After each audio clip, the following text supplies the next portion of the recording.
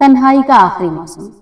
سرد ہوا کھڑکی کے پردوں کو آہستہ آہستہ ہلا رہی تھی۔ باہر درختوں کے پتے زرد بن کر زمین پر بکھر رہے تھے، جیسے موسم خزاں اپنی آخری سانسیں لے رہا ہو۔ اسی اداس منظر کے بیچ ایک کمرے میں ایمن بیٹھی تھی، خاموش، ساکت اور اپنے خیالوں میں گم۔ ایمن کی زندگی میں بھی ایک خزاں آ چکی تھی جو ختم ہونے کا نام ہی نہیں لے رہی تھی۔ وہ کبھی بہت خوش مزاج لڑکی ہوا کرتی تھی، اس کی ہنسی پورے گھر کو روشن کر دیتی تھی، مگر اب اس کے لبوں پر خاموشی تھی اور آنکھوں میں ایک مستقل اداسی۔ اس کی زندگی بدلنے کی وجہ صرف ایک تھی، فراز اس کی زندگی میں ایک خوبصورت خواب کی طرح آیا تھا۔ دونوں کی ملاقات ایک یونیورسٹی کے سیمینار میں ہوئی تھی۔ باتوں باتوں میں دوستی ہوئی اور پھر یہ دوستی محبت میں بدل گئی۔ فراز ایمن کے لیے سب کچھ تھا، اس کی خوشی، اس کی امید، اس کا مستقبل۔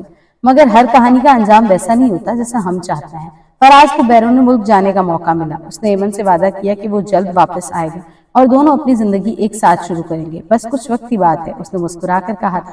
ایمن نے اس پر یقین کیا۔ شروع میں سب ٹھیک تھا، کالز، پیغامات، وعدے، سب کچھ جاری رہا، مگر وقت کے ساتھ ساتھ فاصلے بڑھنے لگے۔ فراز کی مصروفیات بڑھ گئیں اور اس کی باتیں کم ہوتی ہی چلی گئی۔ پھر ایک دن اس کا پیغام آیا، میں شاید واپس نہ آ سکوں۔ یہ چند الفاظ ایمن کی دنیا توڑنے کے لیے کافی تھے۔ اس دن کے بعد ایمن کی زندگی میں خاموشی چھا گئی۔ وہ ہر روز اس کھڑکی کے پاس بیٹھتی، باہر گرتے پتوں کو دیکھتی اور اپنے ٹوٹے ہوئے خوابوں کو یاد کرتی۔ وقت گزرتا گیا مگر اس کے دل کا درد کم نہ ہوا۔ ایک دن اس کی امی اس کے پاس آئی۔ بیٹا کب تک کیوں خود کو قید رکھو گی؟ ایمن نے نظریں جھکا لی۔ میں ٹھیک ہوں امی، مگر وہ ٹھیک نہیں تھی۔ اس کے اندر ایک خلا تھی جو کسی بھی چیز سے نہیں بھر رہی تھی۔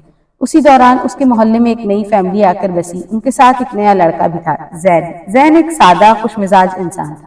وہ اکثر سب سے مسکرا کر بات کرتا اور لوگوں کی مدد کرنے میں خوشی محسوس کرتا۔ ایک دن جب ایمن حسب معمول کھڑکی کے پاس بیٹھی تھی، زین نے اسے دیکھا۔ آپ ہمیشہ یہاں بیٹھی رہتی ہیں؟ اس نے ہلکی مسکراہٹ کے ساتھ پوچھا۔ ایمن نے چونک کر اس کی طرف دیکھا، پھر آہستہ سے کہا، ہاں شاید یہ ان کی پہلی بات تھی۔ آہستہ آہستہ زین نے اس سے بات کرنا شروع کی اور اسے باہر نکلنے کا کہتا، ہنسانے کی کوشش کرتا، مگر ایمن زیادہ تر خاموش رہتی۔ مگر زین نے ہار نہیں مانی۔ کبھی کبھی باہر کی ہوا اندر کے زخموں کو بھی ٹھیک کر دیتی ہے، اس نے ایک دن کہا۔ یہ جملہ ایمن کے دل میں کہیں گونجتا رہا۔ کچھ دن بعد اس نے پہلی بار زین کے ساتھ باہر جانے کا فیصلہ کیا۔ وہ دونوں ایک پارک میں گئے، درختوں کے نیچے بیٹھ کر انہوں نے خاموشی سے وقت گزارا۔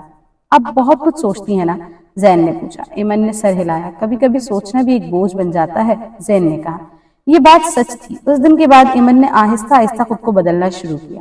وہ اب صرف ماضی میں نہیں جیتی تھی بلکہ حال کو بھی محسوس کرنے لگی تھی۔ زین کی موجودگی نے اس کی زندگی میں ایک ہلکی سی روشنی پیدا کر دی تھی۔ ایک شام جب وہ دونوں پارک میں بیٹھے تھے، زین نے کہا، آپ جانتی ہیں ہر موسم ہمیشہ نہیں رہتا، خزاں کے بعد بہار ضرور آتی ہے۔ ایمن نے آسمان کی طرف دیکھا، شاید وہ صحیح کہہ رہا تھا۔ کچھ مہینوں بعد ایمن پہلے جیسی نہیں رہی تھی۔ وہ مسکرانے لگی تھی، وہ جینے لگی تھی۔